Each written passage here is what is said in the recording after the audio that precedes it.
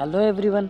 आज हम पढ़ाने वाले हैं क्लास 10 चैप्टर नंबर फर्स्ट, जिसका नाम है केमिकल रिएक्शन एंड इक्वेशन। एकदम शुरुआत से ही ये वीडियो शुरू होगी और इसका ये पार्ट 1 आ चुका है और इसका जब पार्ट 2 आएगा तो उसमें आपको देखने को मिलेगा कि उसमें हम बैलेंसिंग और टाइप्स ऑफ केमिकल रिएक्शन पढ़ाएंगे। ठीक है, तो अभी हम केमिकल रिएक्शन एंड इक्वेशन ये हम समझने वाले हैं एंड फिजिकल चेंज भी पढ़ेंगे। ठीक है, तो हमारा जो टाइम शेड्यूल है वो आपको सुबह 7 बजे क्लासेस मिलती हैं यूट्यूब पर और पॉलीटेक्निक लाइव क्लास चलती है 6 बजे, जो कि यूट्यूब पर ही चलती है।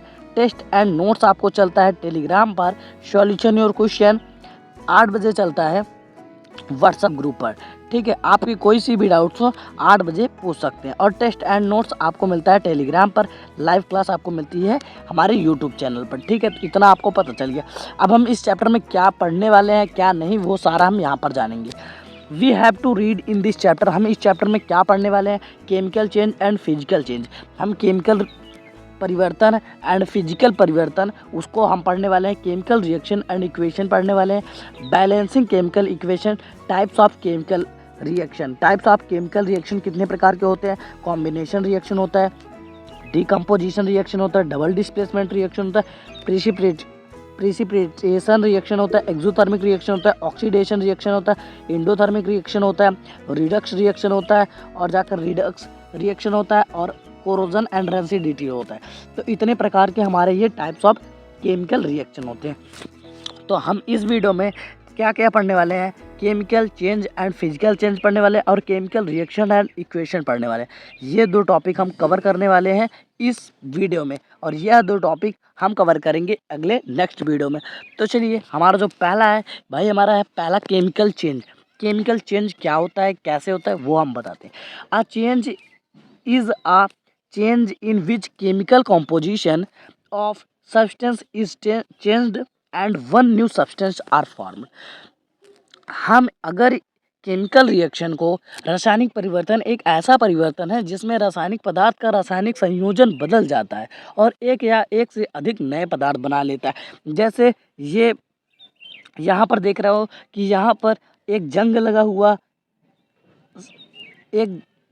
हुआ सकरा है और एक हमारा एकदम नया खरीद के लाया हुआ सकरा यहाँ पर है। तो ये देखिए, इसका फॉर्मूला कुछ और होगा, इसका और होगा। यहाँ पर जैसे बर्निंग ऑफ पेपर यानी कि ये देखिए, पहले तो हमारा बर्निंग, अगर हम इसको पेपर को जला देते हैं तब जाकर यह जो रिएक्शन हो रहा है, अगर क्या हम इसको दोबारा पेपर बना सकते हैं? अपने राख जो इसका डस्ट पार्टिकल निकलेगा, क्या उससे हम राख बना सकते हैं? बिल्कुल नहीं बना सकते। तो ये हमारा क्या होगा? केमिकल चेंज, जिसको हम दोबारा उसी फॉर्म में नहीं ला सकते हैं, वो होता है हमारा, क्या होता है? हमारा केमिकल चेंज होता है।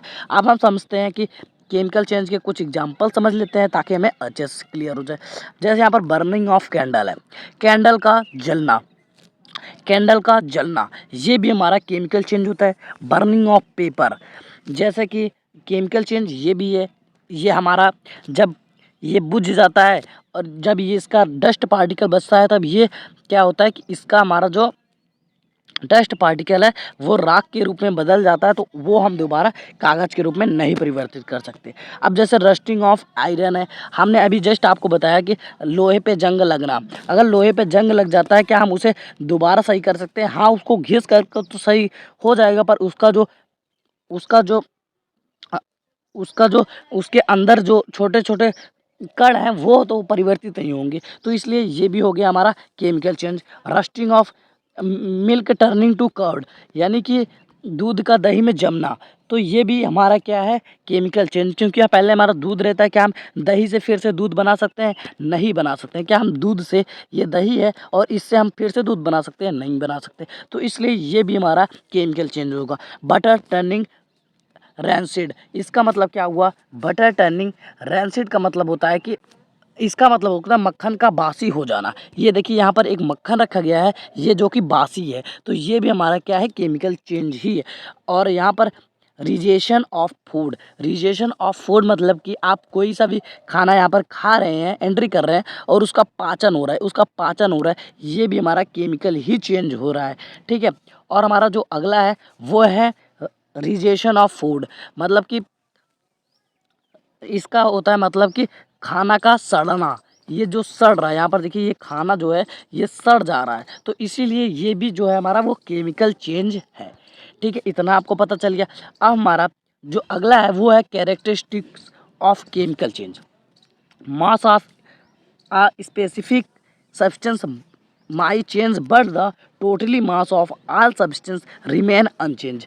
A chemical change is, पहले हम एक टॉपिक कवर करते हैं कि ये क्या लिखा गया है। Mass of a specific substance may change but the totally mass of all substance remain unchange. इसका मतलब होता है किसी अंतरिक्ष पदार्थ के द्रव्यमान में परिवर्तन होता है, लेकिन सभी पदार्थों का कुल द्रव्यमान अपरिवर्तित रहता है। इसको हम केमिकल चेंज कहते हैं। ठीक है, और हमारा दूसरा जो है वो ए change is permanent and non easily reversible. ये भी हमारा क्या होता है, रासायनिक परिवर्तन स्थायी होता है और इसे आसानी से उल्टा नहीं जा सकता है। इसे हम आसानी से उसी फॉर्म में नहीं ला सकते हैं, जबकि हमारा जो फिजिकल चेंज होता है वो हम ला सकते हैं, उसे हम आगे समझते हैं।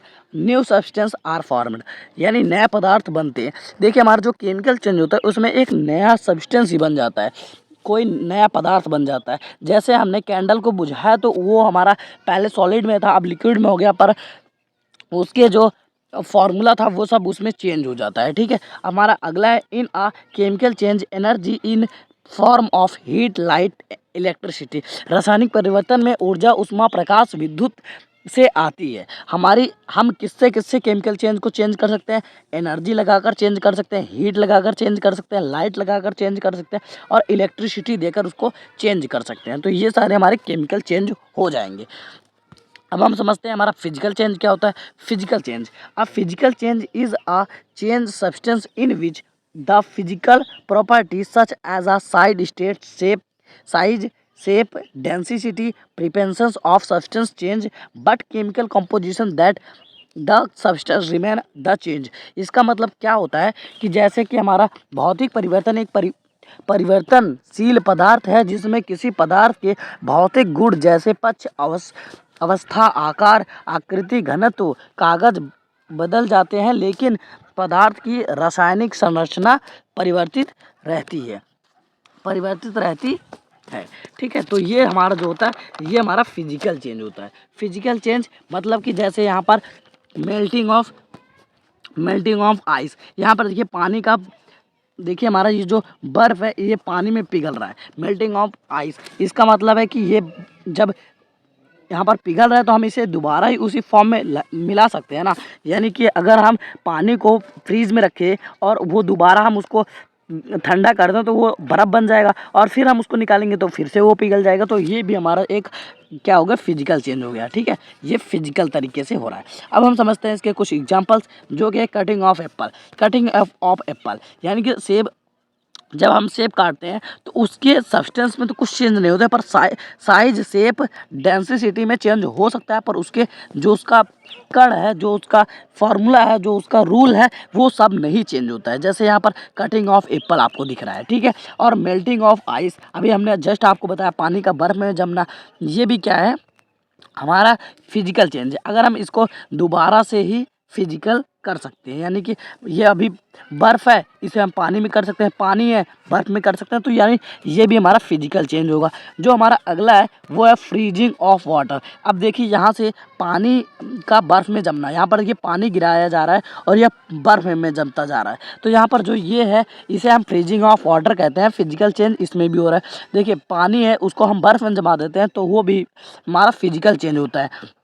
अभी हम इसको दोबारा से ऐसे छोड़ ही दें तो ये अपना मेल्ट होकर क्या बना लेगा, फिर से वाटर बना लेंगे, तो इसीलिए ये भी हमारा क्या है, फिजिकल चेंज है। और जैसा हमारा यहाँ पर कटिंग ऑफ हेयर, अगर हम बाल कटवाते हैं तो उसमें हमारे बाल तो वही रहते हैं, बस हाँ थोड़े छोटे वगैरह हो जाते हैं, तो हमारा जो बाल होता है वो वही रहता है। तो इसमें हमारा क्या है, कटिंग ऑफ हेयरिंग में हमारा जो बाल होता है वो वैसा ही रहता है, पर जाकर हमारा कोई भी चेंज नहीं होता है उसमें।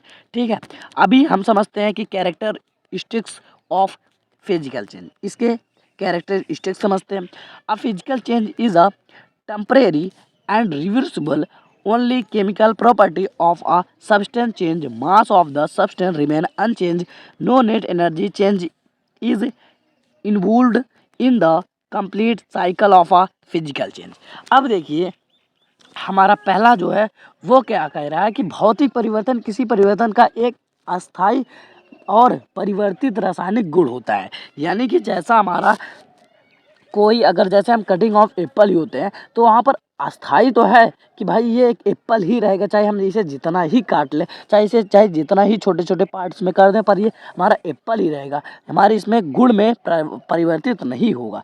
वही पहले वाले में यहाँ दिया गया है। और हमारा जो दूसरा है ये कह रहा है mass of the substance remain unchange, उसका जो परिवर्तित पदार्थ का द्रव्यमान अपारदर्शी रहता है। ठीक है, जैसे कि हमारा mass of the substance remain unchange, हमारा जो मास होता है उसका चेंज नहीं होता है। मास मतलब कि उसका जो रूप रहता है वही रहता है, हम उसको चेंज नहीं कर सकते हैं। ठीक है, और no net energy change is involved in the complete cycle of physical change. इसका मतलब होता है भौतिक परिवर्तन के दुगुण चक्र में कोई शुद्ध ऊर्जा परिवर्तन शामिल नहीं होती है। इसका मतलब हो गया कि आपको जैसे कि अगर हम यहाँ पर जैसे मेल्टिंग ऑफ हमने आइस लिया था, मेल्टिंग ऑफ आइस लिया था तो वो जब हमारा पानी में जम गया था तो उसमें देखिए कोई भी शुद्ध ऊर्जा परिवर्तन शामिल नहीं था, उसे हम कोई सी भी ऊर्जा नहीं दे रहे थे ताकि वो इधर से उधर हो जाते। ठीक है, अब हम समझते हैं कुछ इसके और भी एग्जाम्पल, जैसे chemical and physical change example है। Formation of dew physical change है ये। फॉर्मेशन ऑफ ड्यू, जो हम ड्यू मतलब कि हम जब कोका कोला या कोई सी भी हम डिश खरीद के लाते हैं तो वो भी हमारी एक फिजिकल चेंज है। हम उसे बार बार ठंडा करते हैं, बार बार गर्म करते हैं, तो वो भी हमारा वैसे ही रहता है। और ब्रीड मोल्डिंग केमिकल चेंज है ये। ब्रीड मोल्डिंग ये भी आपका क्या है, केमिकल चेंज ही है। और यहाँ पर श्रेडिंग ऑफ पेपर ये भी हमारा फिजिकल चेंज है। मिक्सिंग ऑफ डिफरेंट मैरेबल ये भी हमारा फिजिकल चेंज है। और रोटिंग बनाना केमिकल चेंज है। Mixing vinegar and baking soda chemical change. Reaction with an acid chemical change है। और ब्लीचिंग फिजिकल चेंज है।